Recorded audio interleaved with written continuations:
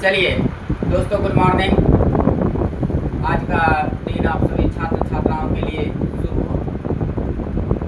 हम सब आज जुड़े हैं कक्षा में, और यह जो है चैनल है पढ़ाई से प्रगति, पढ़ाई से प्रगति। और आज का सेशन है इंटर 12 का क्लास है।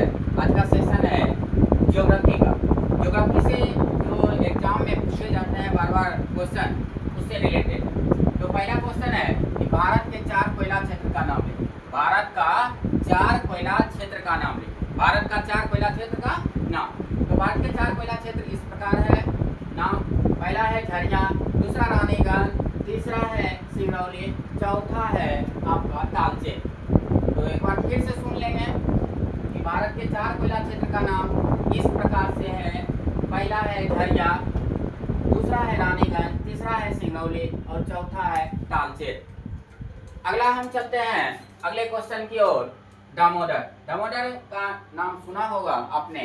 तो दामोदर जो है बेसिन में स्थित 4 कोयला खानों के नाम। बहुत इंपॉर्टेंट क्वेश्चन है, ये बार बार एग्जाम में पूछा जाता है, इस पर ध्यान देते हैं। दामोदर बेसिन में स्थित 4 कोयला खानों का नाम इस प्रकार से है।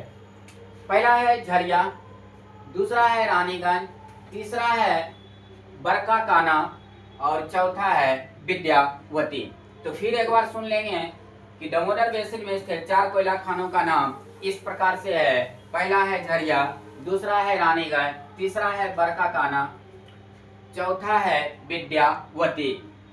इसके बाद अगले क्वेश्चन पर चलते हैं। अगला क्वेश्चन है दोस्तों कि भारत के 4 प्रमुख नाभिकीय ऊर्जा केंद्र के नाम लिखें। भारत के 4 प्रमुख नाभिकीय ऊर्जा केंद्र के नाम लिखें। तो आंसर होगा इसका, भारत के प्रमुख नाभिकीय ऊर्जा केंद्र के नाम इस प्रकार से है। पहला है तारापुर, जो महाराष्ट्र में पड़ता है, तारापुर महाराष्ट्र में पड़ता है। दूसरा है रावतभाटा, जो कोटा के समीप राजस्थान में है। दूसरा है रावतभाटा, जो कोटा के समीप राजस्थान में है। तीसरा है कलपक्कम, जो तमिलनाडु में पड़ता है। तीसरा है कलपक्कम, जो तमिलनाडु में है। अगला है चौथा है नरोरा, जो उत्तर प्रदेश में है। नरोरा कहाँ है? उत्तर प्रदेश में है। पांचवा है आपका केगा, केगा कर्नाटक में है। केगा कहाँ है? कर्नाटक में है। छठा है आपका काकरापारा, जो गुजरात में पड़ता है। छठा कहाँ है? काकरापारा, जो गुजरात में पड़ता है। इसी प्रकार कहा जाता है, इस प्रकार इन 6 केंद्रों पर स्थित 14 यूनिटों से परमाणु ऊर्जा पैदा की जाती है। यानी हमने जो ये आपको तारापुर बोले, रावतभाटा बोले, कलपक्कम बोले और नरोरा, केगा और काकरापारा, ये जो 6 केंद्र है, इसी में क्या होता है, 14 यूनिटों से परमाणु ऊर्जा पैदा की जा रही है। इसके अलावा क्या करता है, यह केवल 16.9 अरब किलोवाट, यह केवल कितना करता है, 16.9 अरब जो है किलोवाट जो है ऊर्जा उत्पादन कर रहे हैं। यह भारत में उत्पादित कुल ऊर्जा का मात्र, यह भारत में जो उत्पादन किया जाता है उसका कुल ऊर्जा का मात्र जो है 3.4% है।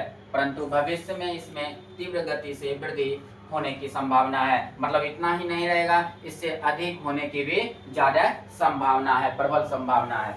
अगला क्वेश्चन है आपका, भारत के 4 अभ्रक उत्पादक क्षेत्रों का उल्लेख कीजिए। भारत में 4 जो अभ्रक उत्पादन होता है वो क्षेत्र कौन कौन से है, उसका क्या कीजिए, उल्लेख कीजिए। इसका आंसर होगा, भारत के 4 प्रमुख अभ्रक उत्पादक क्षेत्र इस प्रकार से है। अभ्रक का जो उत्पादन करता है इस प्रकार से है। पहला है कोडरमा, दूसरा है गिरिडीह, मान लीजिए झारखंड में पड़ता है। या झारखंड राज्य का गठन जो है 15 नवंबर 2000 को हुआ है, जो बिहार से कट कर गया था, ये भी याद रखेंगे। मेवाड़ है राजस्थान में, राजस्थान में है। मेवाड़ कहाँ है? राजस्थान में। और नेलोर आंध्र प्रदेश में है। ये जो है आंध्र प्रदेश जो है, ये भी याद रखेंगे। भाषाई आधार पर गठित होने वाला पहला राज्य आंध्र प्रदेश था। तो दोस्तों ये था हमारा 12वीं कक्षा इंटर का ज्योग्राफी का क्वेश्चन था, जो हमने एग्जाम की दृष्टि को देखते हुए यह महत्वपूर्ण फैक्ट आपको बताए। धन्यवाद, मिलते हैं फिर अगले वीडियो में।